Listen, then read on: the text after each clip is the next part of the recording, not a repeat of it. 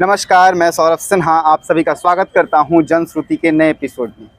आज हमारे साथ देश के एक ऐसा युवा हैं जो इस देश का भविष्य संभालने वाले हैं, क्योंकि ऐसा माना गया है कि किसी भी देश का भविष्य उसके युवाओं के हाथ में होता है। और हमारे साथ जो युवा बैठा हुआ है वो नई शिक्षा नीति के तहत पढ़ता है और साथ में इस युवा की इस शिक्षा नीति के साथ थोड़ी समस्याएं हैं, थोड़ी बातचीत है और थोड़ी कुछ गुणगान है। तो आइए हम इस युवा के साथ जानने का प्रयास करेंगे कि नई शिक्षा नीति में क्या अच्छा है, क्या बुरा है और किन बातों से ये प्रभावित है और किन बातों से ये समस्या से परेशान है। सबसे पहले आप अपना परिचय हमारे दर्शकों को दें। नमस्ते, मैं संगम गुप्ता, मैं फिजिक्स ऑनर्स का छात्र हूं और मैं सौरभ भैया को बहुत धन्यवाद करना चाहूँगा कि हम छात्रों की समस्या को मंच प्रदान किया है उन्होंने। और यहाँ पे मैं जो भी बातें कहूँगा ये मेरी व्यक्तिगत विचार हैं। मैं अपनी बातों से किसी के भावनाओं को ठेस नहीं पहुँचाना चाहता हूँ। सबसे पहले ये बताइए कि आप नई शिक्षा नीति के तहत यानी 4 वर्षीय अंडर ग्रेजुएट प्रोग्राम के तहत पढ़ते हैं, तो आप कौन सी यूनिवर्सिटी में पढ़ते हैं? कोल्हान यूनिवर्सिटी। कोल्हान यूनिवर्सिटी, चलिए बहुत अच्छा। आपको ऐसा क्या लगता है कि इस नई शिक्षा नीति के आने से क्या कुछ अच्छा हुआ है? नई शिक्षा नीति के आने से जो कुछ भी अच्छा हुआ है, पर एक छात्र के हिसाब से मुझे तो कुछ भी अच्छा नहीं लगा, सब कुछ बुरा ही बुरा लगा है। इसका वजह भी मैं दूंगा कि पहले से ये चलता आ रहा था कि 30 नंबर का आप प्रैक्टिकल रखेंगे, 70 नंबर का थ्योरी होगा जी। जबकि आपको भी पता है और देश के हर नागरिक को पता है और न्यू एजुकेशन पॉलिसी जो बना रहे हैं उन्हें भी पता है कि विज्ञान किससे चलता है, वो प्रैक्टिकल से चलता है। वहाँ पे आप प्रैक्टिकल 30 मार्क्स का रखें, थ्योरी 70 नंबर का रखें, तो जो रचनात्मक आप व्यक्तित्व निखार चाहते हैं कि आप देखें कि छात्र हमारे रचनात्मक हो, कुछ बढ़िया चीज़ करें, कुछ क्रिएट करें, समाज के लिए कुछ बेहतर कर पाएँ, तो वो तो आप इसको वहीं पे काट देते हैं जब आप 30 नंबर का प्रैक्टिकल रखते हैं, 70 नंबर का थ्योरी रखते हैं। इसके अलावा आज से 70-80 साल पहले वही एक्सपेरिमेंट हुआ करते थे जो आज हैं। Find the value of g using Kater's pendulum, find the value of g using compound pendulum, find the value of g using bar pendulum, find the value of g, मतलब सिंपल पेंडुलम, कॉनिकल पेंडुलम, सब में आप जी का value निकाल रहे हैं। जबकि आज हमारा देश देखिए, पूरा विश्व को देखिए, आर्टिफिशियल इंटेलिजेंस पे है, मशीन लर्निंग पे है और न्यूरल लिंक पे है, कंप्यूटर प्रोग्रामिंग कर रहा है। हमारा देश कहाँ जा रहा है? हम आज यूजी के चक्कर में पड़े हुए हैं, तो कुछ तो नया बदलता हुआ नहीं दिख रहा है। ये मेरे विचार हैं। आपके हिसाब से ये जी का वैल्यू फाइंड किया जा रहा है जिसका निष्कर्षण बहुत पहले हो चुका है और नए एक्सपेरिमेंट्स आप लोगों को नहीं कराया जा रहा है? बिल्कुल नहीं। और वो एक्सपेरिमेंट कुछ ऐसा होना चाहिए जिससे समाज का, सोसाइटी का कुछ लाभ हो, हम उसके लिए कुछ क्रिएट कर पाएँ। ये जी का वैल्यू निकाल करके वो तो सबको पता है कि क्या है, फिर भी उसी पे हम पहुंचना चाह रहे हैं। तो आपने इसके बारे में अपने विश्वविद्यालय में बातचीत करने का प्रयास किया कि कुछ नया एक्सपेरिमेंट कराया जाए? देखिए, विज्ञान, मुझे ऐसा लगता है कि जो विज्ञान है वो परंपराओं में बंद करके नहीं होता। जब परंपरा से इंसान अलग हटता है, जब सोचता है कि कुछ अलग कर देना है, वो इंसान के अंदर वो कीड़ा रहता है, चुल रहता है, तब विज्ञान का जन्म होता है। अगर हम उसी जी में अटके रहें और उसी प्रकार के, कुछ मुझे कहना नहीं चाहिए पर ऐसा है, मुझे ऐसा लगता है कि काफ़ी ऐसे शिक्षक हैं जो खुद परंपरा से हटना नहीं चाहते। वो आज भी उसी ब्लैक बोर्ड के साथ, उसी जी के वैल्यू के साथ अटके हुए हैं। वो कुछ अलग देखना नहीं चाहते, वो क्रिएटिव कुछ चीज़ को वो सपोर्ट नहीं करते हैं। मुझे ऐसा लगता है अगर वो ऐसा करते हैं तो ये हाल नहीं होता। आप देखिए, देश के 70% जो भी इंजीनियरिंग ग्रेजुएट आज बेरोजगार हैं, और ऐसा मैं नहीं कह रहा हूँ। आप सड़क पे देखिए, जो गोलगप्पा बेच रहा है वो भी एक इंजीनियर है और स्थिति बहुत बुरा है, यही हकीकत है। अच्छा, नई शिक्षा नीति में कितने सब्जेक्ट्स पढ़ने पड़ते हैं आप लोगों को? नई शिक्षा नीति के तहत हम लोग को 7 सब्जेक्ट पढ़ना होता है। इसमें लगभग कितना वक्त आप लोगों को अपने विश्वविद्यालय में गुजारना पड़ता है? लगभग 6 से 7 घंटे लग जाते हैं, लेकिन उसमें कुछ सीखने के लिए, कुछ नयापन बिल्कुल नहीं है।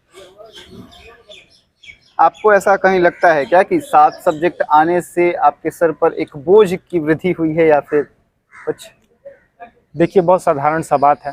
आप क्रिकेटर हैं, बाय प्रोफेशनल आप क्रिकेट में भी आप बैटिंग कर रहे हैं और आपको कहा जाए कि आप बॉलिंग भी कीजिए, आप फील्डिंग भी कीजिए, आप चाय भी बेचिए, आप मार्केटिंग भी कीजिए, आप क्या क्या कीजिएगा। अगर मैं फिजिक्स ऑनर्स का छात्र हूँ तो मेरा मुख्य ये होना चाहिए कि मुझे फिजिक्स ही पढ़ना है, उसी में डीप जाना है। आप उसके साथ मैथ्स तो मानते हैं वो सपोर्टिव है, मैथमेटिकल टूल बहुत ज़रूरी है, वो हम समझ सकते हैं। लेकिन ये सोशल साइंस ह्यूमैनिटीज़ के सब्जेक्ट आप डाल चुके हैं, ये फिज़िकल एजुकेशन के डाल चुके हैं, बहुत सी ऐसी चीज़ें हैं जो 10 में हम पढ़ चुके हैं, वापस से फिर वही चीज़ पढ़ाया जा रहा है जिसका कोई तात्पर्य नहीं बनता है। आप हमको बताइए कि हिंदी कोई पढ़ करके, हालांकि मैं अपनी मातृभाषा का बेहद सम्मान करता हूं, किसी की भावनाओं को ठेस नहीं पहुंचाना चाहता हूं, लेकिन कोई अगर फिजिक्स का छात्र है तो वो हिंदी में हिंदी सीख करके वो क्या करेगा। उसको जितना हिंदी आना चाहिए था वो 10वीं तक पढ़ चुका है, ग्रेजुएशन में भी आप हिंदी डाल रहे हैं, जबकि वहाँ पे मुख्य मुद्दा ये होना चाहिए था कि ग्रेजुएशन में वो अपने देश के लिए कुछ नए नए खोज करेगा। एंड जैसा कि आपने कहा कि आपको दूसरे दूसरे सब्जेक्ट पढ़ाए जाते हैं, तो ये तो नई शिक्षा नीति के तहत था कि आप अपने हिसाब से एक सब्जेक्ट चुन सकते हैं। तो क्या ऐसा नीति नहीं है कि आप अपने हिसाब का सब्जेक्ट चुने, आप जो पसंद करते हैं उस पसंद को चुने? सब्जेक्ट हम कोई भी चुन सकते हैं, छात्र कोई भी चुन सकते हैं, लेकिन वो सब्जेक्ट टैली करना चाहिए। जो मेरा मेजर सब्जेक्ट है फिजिक्स है, उसके साथ टैली करना चाहिए। अब आप बताइए, वैल्यू एडेड कोर्सेस, उसमें आपका इकोनॉमिक्स है, अब बताइए इकोनॉमिक्स का आप किस तरह से यूज़ करेंगे फिजिक्स में, मुझे तो समझ में नहीं आता। मुझे इकोनॉमिक्स के क्षेत्र में जाना ही नहीं है। अच्छा, अगर इकोनॉमिक्स ना होता तो फिलॉसफी होता, बताइए हम फिलॉसफी का क्या करें। अगर वो ना होता जियोग्राफी होता, जियोग्राफी का हम फिजिक्स में क्या करें। तो कुल मिलाकर के सब्जेक्ट का जो तालमेल है वो आपस में नहीं जुड़ रहा है। बिल्कुल नहीं जुड़ रहा है, और यही समस्या है। तो आपको ऐसा लगता है कि पुराने वाली शिक्षा नीति इससे बेहतर थी? हाँ, कम से कम इससे बिल्कुल बेहतर थी। जो आपको नई शिक्षा नीति में आपको चाहिए या फिर युवाओं को चाहिए था, उसमें और क्या बेहतर किया जा सकता था? बेहतर यही किया जा सकता है कि हम प्रयोग की तरफ आगे बढ़ें, हम कुछ नई नई चीज़ों को करें, और artificial intelligence, machine learning, data science, इन सब की तरफ आगे बढ़े। वो हम पुराने ट्रेडिशनल मेथड से थोड़ा आगे बढ़े। वो जो लैब में सामान रखे हुए हैं, क्या हम ऐसा सोच सकते हैं कि इसके जो चीज़ वेरीफाई है कि जी का वैल्यू पता चल चुका है हमको, यंग मॉड्यूलस, बल्क मॉड्यूलस, सब का वैल्यू हमको पता चल चुका है, उन सभी मशीन का, सभी चीज़ का यूज़ कर रहे हैं उसी चीज़ को वेरीफाई करने में। हम ऐसा नहीं कर सकते कि उसी मशीन का यूज़ करें, किसी सोसाइटी में अगर कोई प्रॉब्लम है तो उसको हम सॉल्व कर दें, हम उसमें तो कर सकते हैं ना। और इसके अलावा एक चीज़ हम ये कर सकते हैं कि जो 70 नंबर का आप थ्योरी ले रहे हैं, 70 नंबर का प्रैक्टिकल रख देते हैं, 30 नंबर का थ्योरी लेते हैं। तो ये एक बदलाव होना चाहिए। आपके कहने का अर्थ है कि प्रैक्टिकल की तरफ ज़्यादा बढ़ा जाता, बिल्कुल, और थ्योरी को सिर्फ और सिर्फ एक मानक के तौर पे, ताकि सपोर्टिव रहे, उसका प्रयोग किया जा सकता है। बिल्कुल। अच्छा, ये पुरानी शिक्षा नीति और नई शिक्षा नीति के बीच काफ़ी बहस हुई थी कि पुरानी शिक्षा नीति अच्छी है, बेहतर है, नई शिक्षा नीति बेहतर है, अच्छी है। ये आपस में सभी लोगों ने सिद्ध किया था, और कुल मिलाकर के ये वास्तविकता में शुरू हुई तो इसके परिणाम इसके ठीक विपरीत होने लगे। तो आपको क्या लगता है कि इससे युवाओं को भविष्य में किन समस्याओं से जूझना पड़ेगा? विज्ञान का ये जो नया शिक्षा नीति लाया गया था, इसमें बात ये था कि हम छात्र को प्रश्नात्मक बनाएंगे। हम चाहते हैं कि वो डाइवर्स फील्ड जो है उसके बारे में ज्ञान इकट्ठा करें, लेकिन आप ये समझने की प्रयास नहीं कर रहे, कोई सरकार इस बात को समझ नहीं रही कि जो छात्र फिजिक्स पढ़ने आया है उसको आप 7 सब्जेक्ट पढ़ा रहे हैं, जिसका मुख्य विषय से कोई तालमेल दूर दूर तक नहीं है। इसके अलावा वो आप ऐसे ऐसे चीज़ वहाँ पे आप डाल रहे हैं जिसको देख देख के छात्र थक चुका है। जबकि आपको ही पता है, सबको पता है कि विज्ञान लिख करके नहीं सीखा जा सकता, उसको करना पड़ता है, वो प्रयोग की चीज़ है, लिखने की चीज़ नहीं है। जबकि बार बार हम लिखने की ओर आगे बढ़ रहे हैं। जो मुख्य बदलाव होना चाहिए था, वो मुख्य बदलाव, मुख्य उद्देश्य से शिक्षा नीति भटक चुका है। आप जिस यूनिवर्सिटी में पढ़ते हैं, उस यूनिवर्सिटी की पढ़ाई की जो प्रक्रिया है, क्या आपको लगता है कि वो और सुधर सकती है? बिल्कुल निश्चित तौर से सुधर सकती है, और बहुत ही व्यापक सुधार की गुंजाइश है वहाँ पे। ऐसा इसलिए क्योंकि सेमेस्टर 2 में अगर कोई छात्र पहुँचता है, मैं एक एग्जांपल के तौर पे बताता हूँ, तो यहाँ पे आपको ये सिखाया जा रहा है कि आप पनीर कैसे बनाएं, लेकिन आप समझिए कि उस पनीर को बनाने के लिए आपको पता ही नहीं कि उसमें क्या क्या मसाला पड़ते, वो सेमेस्टर 5 में है। अब आप बताइए कि वो छात्र वहाँ पे क्या करें। सेमेस्टर 2 को पढ़ने के लिए जो ज्ञान चाहिए था वो सेमेस्टर 5 में डाल दिया गया है। बिल्कुल अजीब सा तिगड़म लगाया गया है। और ये बात जो भी शिक्षा नीति बना है, ये जो भी जिन्होंने भी बनाया हो, मुझे ऐसा लगता है कि उन्होंने किस हिसाब से किया मुझे तो नहीं पता, लेकिन आप छात्रों के बीच जाइए, आप शिक्षकों के बीच जाइए और उनसे आप पूछिए कि आप इसके बारे में क्या कहना चाहते हैं। और मैं निश्चित तौर पे ये आपको बता सकता हूँ कि बिल्कुल इसके समर्थन में तो बिल्कुल नहीं होंगे। अंततः आप मेरे एक प्रश्न का उत्तर दे दें कि भविष्य के जो भी दूरगामी परिणाम होंगे इसके तो है ही, पर साथ ही नई शिक्षा नीति के आने के बाद जिस तरीके की पढ़ाई हो रही है, जिस तरीके का क्रियाकलाप हो रहा है, जिस तरीके का एक्सपेरिमेंट हो रहा है, इसमें आप अपने आप को भविष्य में कहाँ देखना चाह पा रहे हैं? भविष्य तो वाकई खतरे में है। और ये जिस तरीके से हम लोग का स्थिति है, छात्रों का जो स्थिति रहा है वो किसी से छुपा नहीं है। और इसके अलावा हमारे देश में आप विज्ञान को आप देख लीजिए, जब बच्चा एक क्लास से आता है, पहली क्लास से, तो वो जब प्रश्न पूछता है तो उसके प्रश्नों को दबाया जाता है। अब एक साधारण सा उदाहरण के तौर पे आपको मैं बताता हूँ कि एक बार पेंडुलम होता है जिसको घुमा करके वो कुछ वैल्यू निकाला जाता है। तो उसमें क्या होता है कि हम साफ आंखों से देख सकते हैं कि वैसे हिल रहा है और जी का वैल्यू या फिर जो भी वैल्यू है वो हम निकाल सकते हैं। अच्छा, तो उसको हम टेलीस्कोप लगा के देखते हैं कि वो हिल रहा है कि नहीं हिल रहा है। अब मुझे वो समझ में नहीं आया। मैंने एक शिक्षक से अपने पूछा कि सर ऐसा क्यों, हमको आंखों से दिख रहा है कि वो हिल रहा है, हम वहाँ से काउंट कर सकते हैं, टेलीस्कोप से देखने का क्या तात्पर्य है? तो बोल रहे हैं कि जो आप 1 क्लास में करते थे वो या ग्रेजुएशन में करते हैं क्या? अब बताइए इस प्रश्न को वहाँ पे दबाया गया कि नहीं, कि वो एक छात्र जो क्यूरियोसिटी से कुछ पूछा कि कुछ जानकारी मिले, ऐसा क्यों है, तो वहाँ पे कुछ और जवाब मिला, तो वहाँ पे वो सवाल अपना रोक देगा और आगे भी सवाल नहीं पूछेगा। और जब सवाल छात्र नहीं पूछ पाता है तो आप समझिए कि देश हमारा एक कदम पीछे आ रहा है। वो सवाल ही नहीं पूछ पाएगा तो उसके अंदर क्या प्रश्नात्मक गुण विकसित करेंगे?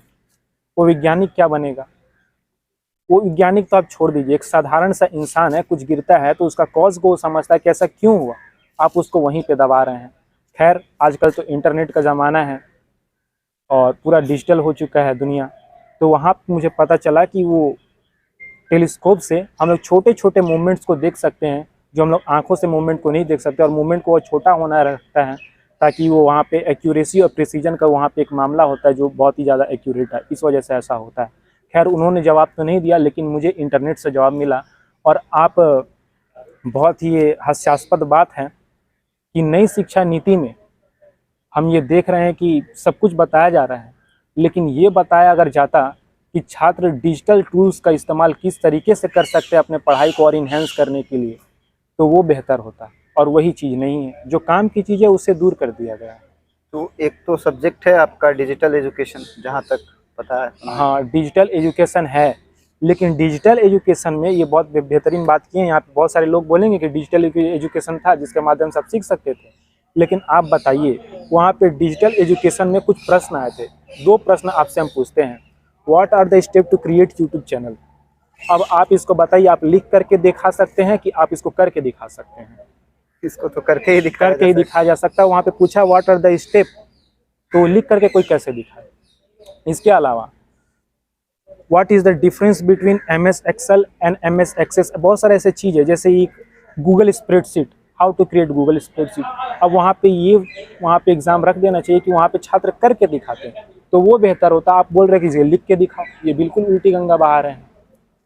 आप बोल रहे हैं कि खाना क्या है, उसको आपको खा के आपको पता चलेगा कि टेस्ट क्या है उसका, वहाँ पे उसका ये मतलब, वो वहाँ पे आप बोल रहे हैं आप सूंघ लीजिए और बताइए कि टेस्ट क्या है, ये क्या मतलब बनता है? बहुत बहुत आभार संगम जी आपका कि आप हमारे साथ जुड़े। दरअसल 4 ईयर अंडर ग्रेजुएट प्रोग्राम जो आया था वो नई शिक्षा नीति को बहुत ही बेहतर बना रहा था। इसके जरिए बच्चों में कलात्मक और सृजनात्मक व्यक्तित्व को निखारने के लिए था, उनके अंदर की रचनात्मक क्रियाओं को बाहर निकालने के लिए था। पर इससे युवाओं को अगर समस्या हो रही है तो वाकई इस पर संज्ञान लेने का विषय है। इस पर संज्ञान लेना चाहिए, जानने की प्रयास करनी चाहिए कि क्या होना चाहिए और क्या नहीं होना चाहिए। अगर आपको ये वीडियो पसंद आया तो ज़रूर देखें, लाइक करें, कमेंट करें और सब्सक्राइब भी कर दें। और ऐसे ही जनश्रुति को देखने के लिए हमें देखते रहें जनश्रुति। नमस्ते।